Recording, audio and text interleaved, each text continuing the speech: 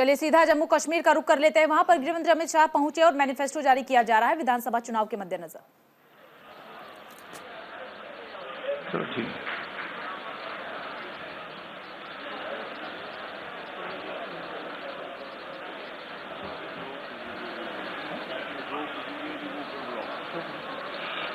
माननीय अशोक खजूरिया जी, आप भी मंच पर आ जाए, मंच की तरफ आ जाएं। आदरणीय गृह मंत्री अमित शाह जी का आग्रह है कि आप भी मंच पर उपस्थित रहें। आदरणीय अशोक खजूरिया जी।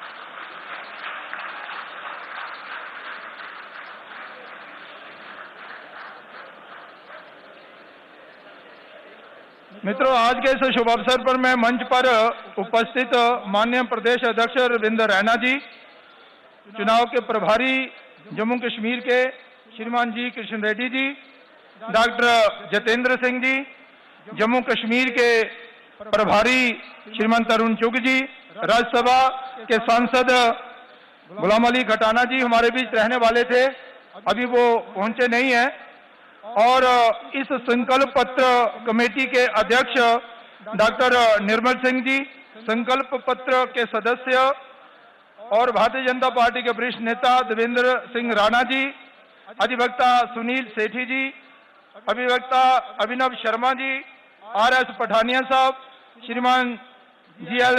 रैना जी, बहन रक्षा अंद्राबी जी और हमारे मार्गदर्शक अशोक खजूरिया जी, आप सबका मैं स्वागत करता हूं। मित्रों, आज के इस कार्यक्रम में हमारे बीच हमारे संगठन महामंत्री माननीय बी.एल. संतोष जी एवं राम माधव जी भी उपस्थित हैं।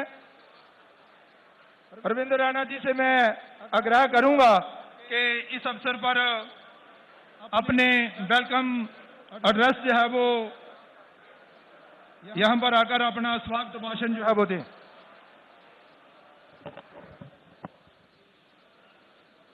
बोलिए भारत माता की, भारत माता की।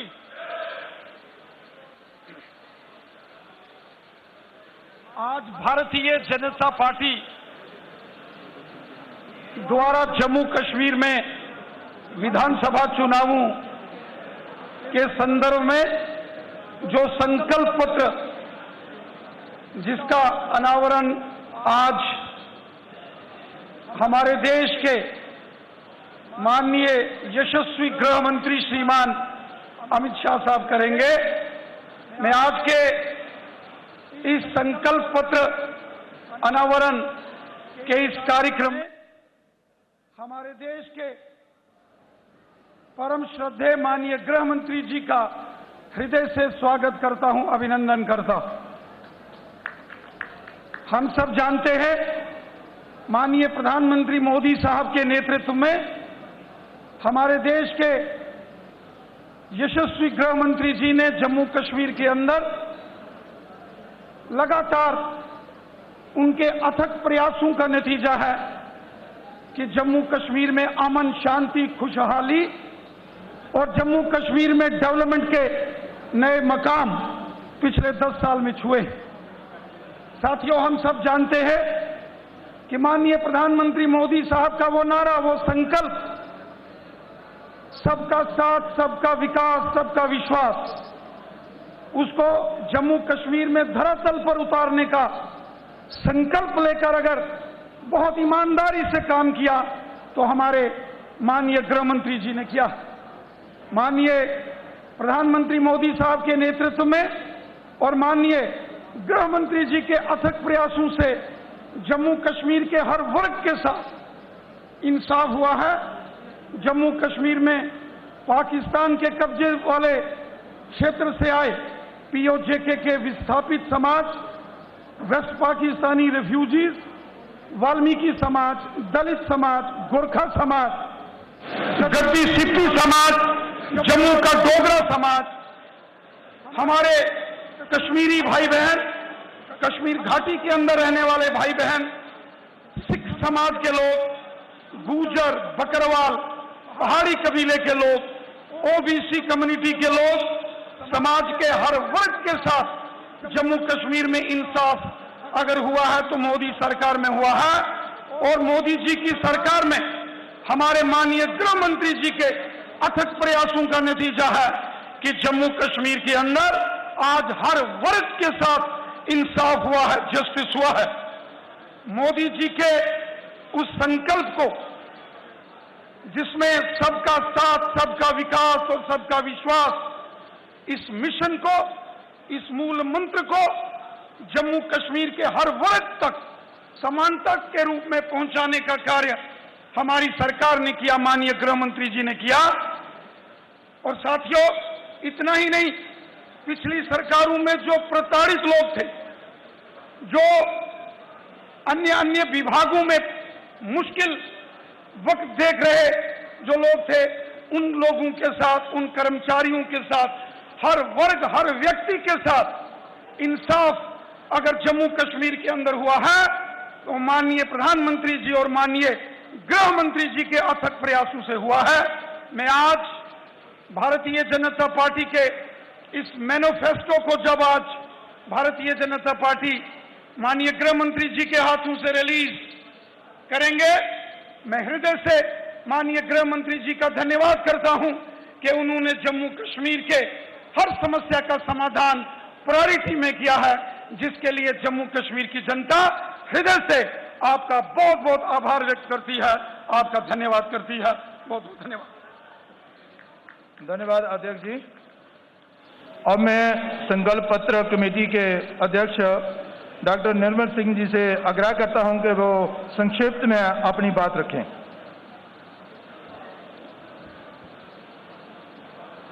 आज के इस शुभ अवसर पर जबकि भारतीय जनता पार्टी जम्मू कश्मीर जो हमारा असेंबली चुनावों का संकल्प पत्र है, उस पवित्र अवसर पर हमारे बीच मंच पर आसीन हमारे आदरणीय गृह मंत्री श्रीमान अमित भाई शाह जी, श्रीमान कृष्णा रेड्डी जी जो हमारे चुनाव के प्रभारी हैं, प्रदेश अध्यक्ष रविंदर रैना जी, डॉक्टर जितेंद्र सिंह जी और इस मंच पर आसीन सभी महानुभाव, मेरे सामने बैठे प्रेस के बंधु और बाकी साथियों, मैं विशेष तौर पर हमारे गृह मंत्री जी का आभार प्रकट करना चाहूंगा कि उन्होंने जम्मू कश्मीर भारतीय जनता पार्टी की ओर से ये निवेदन स्वीकार किया कि वो इस संकल्प पत्र का विमोचन करेंगे। या आप इसकी महत्व, कितना ये महत्व संकल्प पत्र है, इसे अपने में दर्शाता है, और जो संकल्प पत्र बना है ये उस पर एक मोहर का काम करेगा, ये मेरा मानना है। जब ये टीम बनी तो हमने एक योजना बनी, कृष्णा रेड्डी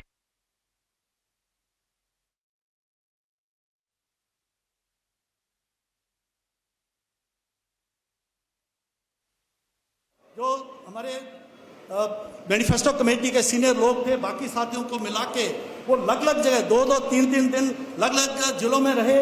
उन्होंने लगभग 350 के लगभग ऐसे डेलीगेशंस वो उसके लिए मिले, और उसके बाद हमने एक ईमेल भी जारी किया, उसमें भी हजारों की तादाद में लोगों ने अपने सुझाव पत्र दे दिए। फिर इसका हमने संकलन किया, और जिस प्रकार से जो है सभी पक्ष के लोगों ने, मैनिफेस्टो कमेटी और लोगों ने जो है इस पर जो है अपना ध्यान देते हुए एक एक शब्द के ऊपर जो फोकस हुआ है, मुझे पूरा विश्वास है कि ये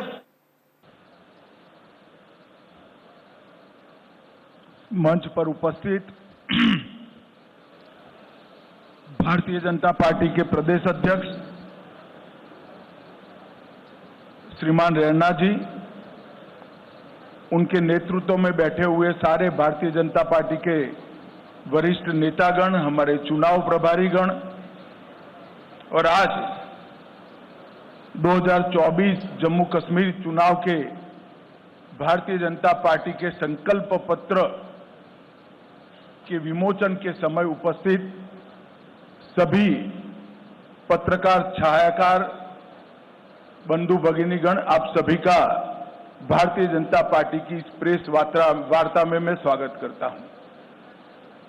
मित्रों, जैसा आप सभी जानते हैं, आजादी के समय से हमारी पार्टी के लिए जम्मू कश्मीर का ये भूभाग बहुत महत्वपूर्ण रहा है और आजादी के समय से ही हमने इस भूभाग को हमेशा भारत के साथ जोड़े रखने के लिए बहुत प्रयास किए। पंडित प्रेमनाथ डोगरा के आंदोलन से लेकर श्यामा प्रसाद मुखर्जी की शहादत तक ये पूरा संघर्ष पहले भारतीय जनसंघ और फिर भारतीय जनता पार्टी ने आगे बढ़ाया, क्योंकि हमारी पार्टी मानती है कि जम्मू कश्मीर हमेशा से भारत का हिस्सा है और रहेगा, इसमें कभी कोई संशय नहीं रहा। मगर कई साल हो गए, 2014 तक जम्मू कश्मीर पर हमेशा अलगाववाद की परछाई रही, आतंकवाद की परछाई रही। अलग अलग स्टेट और non state actor Jammu Kashmir को अस्थिर करते रहे और सभी सरकारों ने एक प्रकार से अपीसमेंट की पॉलिसी से जम्मू कश्मीर को डील किया। 2014 से लेकर 2024 का ये कालखंड, जब भी जम्मू कश्मीर और भारत का इतिहास लिखा जाएगा, जम्मू कश्मीर के लिए स्वर्णिम अक्षरों से अंकित किया जाएगा, ऐसा मेरा बहुत स्पष्ट मानना है। ये 10 साल जम्मू कश्मीर के लिए शांति और विकास के 10 साल रहे, सुशासन के 10 साल रहे हैं। ये 10 साल में मैक्सिमम टेररिज्म की जगह मैक्सिमम टूरिज्म पर शिफ्ट हुआ है। ये 10 साल सुख और समृद्धि का रास्ता प्रशस्त करने वाले रहे हैं और ये 10 साल जम्मू कश्मीर के मूल बासिंदों की संस्कृति को ताकत देने वाले ये 10 साल रहे हैं। एक जमाने में धारा 370 की परछाई में यहां पर अलगाववादियों की मांगे, हुर्रियत जैसे संगठन और हुर्रियत जैसे संगठनों के नतमस्तक होती हुई सरकारें हमने देखी थी। ये 10 साल के अंदर आज धारा 370 और 35A पास्ट बन गया है, वो हमारे संविधान का हिस्सा नहीं है। इसका पूरे भारत और जम्मू कश्मीर की जनता को आनंद है। यहां जो शांति, विकास और सामाजिक न्याय जमीन पर उतरने का काम हुआ है, इसका मूल कारण नरेंद्र मोदी जी का एक ऐतिहासिक फैसला 5 अगस्त 2019 को धारा 370 को समाप्त करने का। बड़ी दुख की बात है, विगत दिनों में एनसी का एजेंडा मैंने पढ़ा है और एनसी के एजेंडे को कांग्रेस का मौन समर्थन भी मैंने देखा है। मगर मैं आज आप सभी पत्रकार भाइयों के माध्यम से पूरे देश को स्पष्ट कर देना चाहता हूं, धारा 370 इतिहास बन चुकी है, वो कभी लौटकर नहीं आने सकती, हम आने भी नहीं, क्योंकि धारा 370 ही वो कड़ी थी जो कश्मीर के अंदर युवाओं को हाथ में हथियार और पत्थर पकड़ाती थी। अलगाववाद की विचारधारा ही युवाओं को विकास की जगह आतंकवाद के रास्ते पर शिफ्ट करती थी और आज मोदी जी के नेतृत्व में ढेर सारे काम हुए हैं। मित्रों, मैं चुनाव घोषणा पत्र पर आने से पहले कुछ चीजें जरूर कहना चाहता हूं। जम्मू कश्मीर में सबसे बड़ी जरूरियात थी शिक्षा की। लगभग 10 साल में 59 कॉलेजों को मान्यता मिली है। 30 कश्मीर डिवीजन में और जम्मू डिवीजन में 29, 16,000 छात्रों की प्रवेश क्षमता जोड़ी गई। न्यू एजुकेशन पॉलिसी के तहत आओ स्कूल चले अभियान हमने आगे दिखाया है, बढ़ाया है। 45 अटल टिंकरिंग लैब स्थापित किए हैं और 6,000 करोड़ की लागत से 2 एम्स, एक विजयपुर में, एक अवंतीपुरा में, IIT, IIM, नीट यूनानी अस्पताल, कई सारे भवन और संस्थान उच्च शिक्षा के लिए यहां खोले हैं। 70 साल तक देखा जाता था कि जम्मू कश्मीर के बच्चे यहां पढ़ाई लिखाई नहीं हो सकती थी, यहां से देश भर में पढ़ने जाते थे। आज देश भर के बच्चे जम्मू कश्मीर में पढ़ने के लिए आ रहे हैं और एक अच्छा संदेश लेकर देश में जा रहे हैं। रेवेन्यू डेफिसिट वाले स्टेट के अंदर जल विद्युत बड़ा विकास का मार्ग प्रशस्त करने वाला था। लगभग 22,500 करोड़ की लागत से विभिन्न हाइड्रो प्रोजेक्ट का निर्माण हमने किया है। लगभग 1000 मेगावाट पाकलदुल, इसके साथ शाहपुर कंडी बांध सिंचाई, रतले हाइड्रो योजना, क्रार हाइड्रो योजना, कीरू हाइड्रो योजना, ढेर सारे बिजली उत्पादन के जल विद्युत के संयंत्र यहां स्थापित किए गए हैं और आने वाले दिनों में ये काम पूर्ण होते ही वो जम्मू कश्मीर को सरप्लस बजट देने वाला स्टेट बनाएंगे। ऐसा पूर्ण आयोजन नरेंद्र मोदी जी के नेतृत्व में किया है। कई सारे बिजली के वितरण के भी काम हुए हैं। इसके साथ हमने शांति के मोर्चे पर भी ढेर सारा काम किया है, उस पर मैं बाद में आऊंगा। पहले सामाजिक सद्भाव और समरसता पर भी बात रखना चाहता हूं। धारा 370 के कारण यहां रिजर्वेशन संभव नहीं हो पाता था, महिलाओं को अन्याय होता था, दलित भाइयों को अन्याय होता था, ट्राइबल्स को अन्याय होता था। भारतीय जनता पार्टी की नरेंद्र मोदी सरकार ने यहां आरक्षण को जमीन पर उतारने का काम किया है। आज एससी वर्ग का भी आरक्षण हुआ है, आर्थिक रूप से कमजोर वर्ग का 10% आरक्षण हुआ है, ओबीसी का आरक्षण बढ़ाया गया है। गुर्जर, बकरवाल और पहाड़ियों को सालों से जो आरक्षण नहीं मिलता था, उसको आरक्षण देने की शुरुआत नरेंद्र मोदी जी के नेतृत्व में हुई है। हमने एनसी का एजेंडा देखा है, उन्होंने कहा है कि हम इस पर पुनः विचार करेंगे। मैं श्री उमर अब्दुल्ला को बताना चाहता हूं, उमर साहब, चुनाव का नतीजा जो आए वो आए, हम गुर्जर, बकरवाल और पहाड़ी के आरक्षण को आपको छूने नहीं देंगे, ये बात आप याद रखें। ये भारतीय जनता पार्टी का संकल्प है। भाई और बहनों, ग्रास रूट डेमोक्रेसी, पहले डेमोक्रेसी 3 परिवारों में सीमित होकर रह गई थी। ना पंचायत चुनाव होते थे, ना तहसील पंचायतें बनती थी, ना जिला पंचायतें होती थी। भारतीय जनता पार्टी की सरकार ने ग्राम पंचायत, तहसील पंचायत, जिला पंचायत और म्यूनिसिपैलिटी के चुनाव कर पंचायती राज को बहाल करने का काम किया है और यहां लोकतंत्र को प्रस्थापित किया है।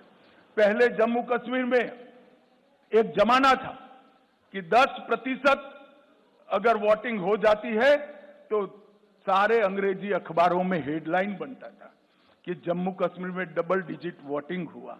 आज मैं बताना चाहता हूं, ब्लॉक विकास परिषद के चुनावों में 98.3% और अभी जो हुआ आम चुनाव उसमें 58.46% वोट, जो रिकॉर्ड वोट है, जो बताता है कि घाटी और जम्मू दोनों की जनता लोकतंत्र के साथ है।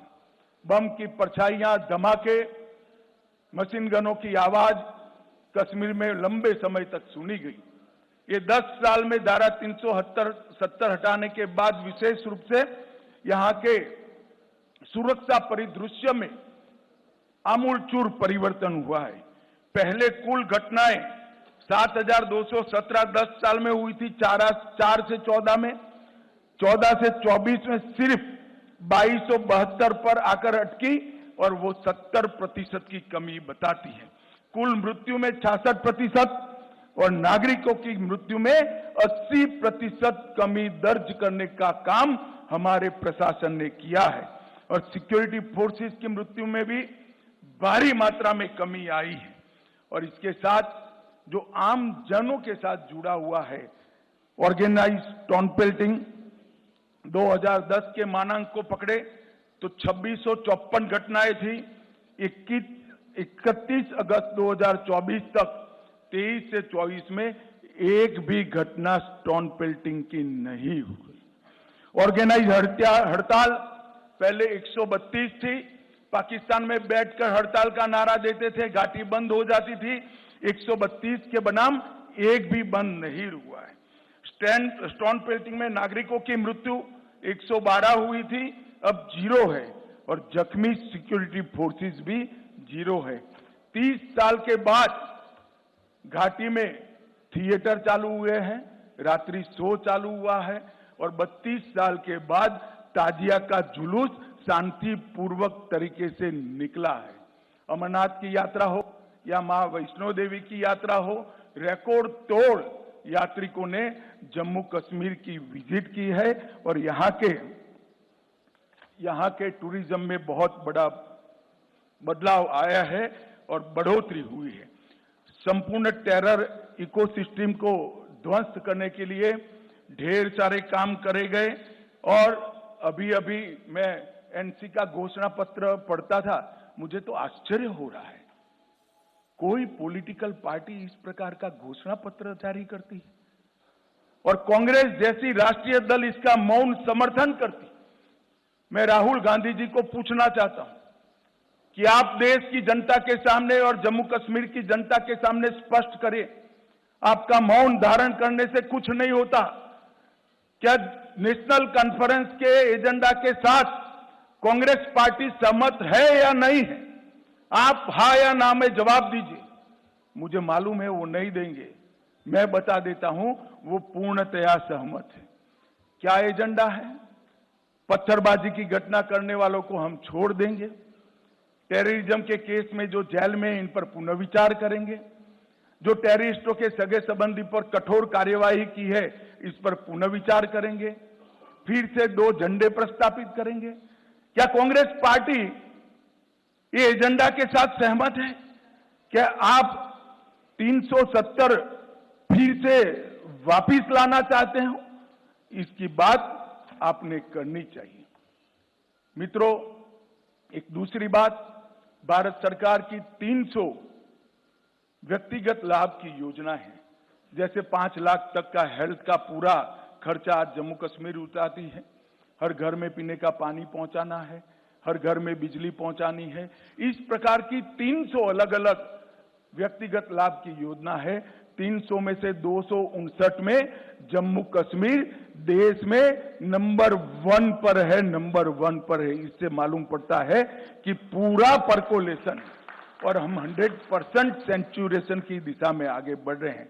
अगर जम्मू कश्मीर की जनता हमें मैंडेट देती है तो मैं विश्वास के साथ कहना चाहता हूं कि अगले 2 साल में 100% सेचुरेशन हम कर दिखाएंगे।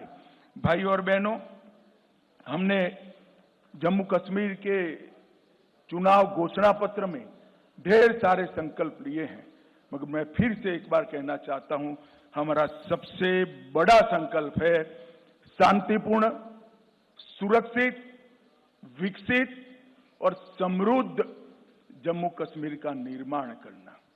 भाइयों और बहनों, ये 10 साल में जो हुआ है, हम काफी मंजिल के काफी नजदीक। एक बार जम्मू कश्मीर की जनता का, आवाम का अगर हमें आशीर्वाद मिल जाता है तो मैं भरोसे से कह सकता हूं, भारत के बाकी हिस्सों की तरह यहां के बच्चे भी भारत के विकास में योगदान भी देंगे और जम्मू कश्मीर में सच अर्थ में स्वर्ग बनाने का काम यहीं के युवा करेंगे। हमने तय किया है कि महिलाओं के उत्कर्ष के लिए कई सारे निर्णय करेंगे। हम मां सम्मान योजना के तहत सबसे वरिष्ठ माता को, घर में एक वरिष्ठ महिला को, बहन को प्रतिवर्ष 18,000 रुपये की सहायता उनके जीवन यापन के लिए देंगे। महिला स्वयं सहायता समूहों के लिए अब तक के बैंक ऋण को हम सहायता देकर माफ करने की योजना करेंगे। उज्ज्वला के सारे लाभार्थियों को 2 LPG सिलेंडर हम मुफ्त देंगे। जम्मू और कश्मीर में पंडित प्रेमनाथ डोगरा रोजगार योजना के तहत 5 लाख रोजगार के अवसर पैदा करेंगे। प्रगति शिक्षा योजना के तहत प्रतिवर्ष डीबीटी के माध्यम से कॉलेज के विद्यार्थियों को 3,000 रुपया ट्रैवलिंग अलाउंस देंगे। जम्मू और कश्मीर के युवाओं को जेकेपीएससी और यूपीएससी की प्रतियोगी परीक्षा में सक्षम बनाने के लिए 2 वर्षों के लिए 10,000 तक की कोचिंग फी का रीएम्बर्समेंट करेंगे। परीक्षा केंद्रों तक ट्रैवल कॉस्ट को हम रीएम्बर्स करेंगे। दूर दराज के क्षेत्रों में उच्चतर माध्यमिक कक्षाओं को जो छात्र छात्राएं हैं, जिसका सबसे बड़ा फायदा पीर पंजाल की और दोनों और पहाड़ी क्षेत्र में रहने वाले लोगों को होने वाला है, उनको हम टैबलेट और लैपटॉप प्रदान करेंगे। जम्मू कश्मीर की अर्थव्यवस्था के विकास के लिए 3 क्षेत्रीय विकास बोर्ड का हम स्थापना करेंगे। पीर पंजाल की जम्मू की ओर सारी संभावना है टूरिज्म को डेवलप करने की, मगर जो स्टेप मदर एटीट्यूड के तहत एनसी के नेतृत्व में घाटी की पीर पंजाल की इस ओर कोई टूरिज्म विकास का काम नहीं हुआ। हमने तय किया है जिला राजौरी में ठंडा मंडी के आसपास एक आकर्षक पर्यटन शहर नया बनाएंगे, जो पहलगांव से भी ज्यादा आधुनिक होगा और वो पहलगांव का भी पूरक होगा। टूरिस्ट यहाँ पर 5 दिन रहेगा तो 3 दिन पहलगांव भी जाकर रहेगा, और वो जो वहाँ जो 7 बड़ी झीलें हैं, वो 7 झील और झरने को जोड़कर एक बड़ा पर्यटन स्थल हम बनाने का काम करें।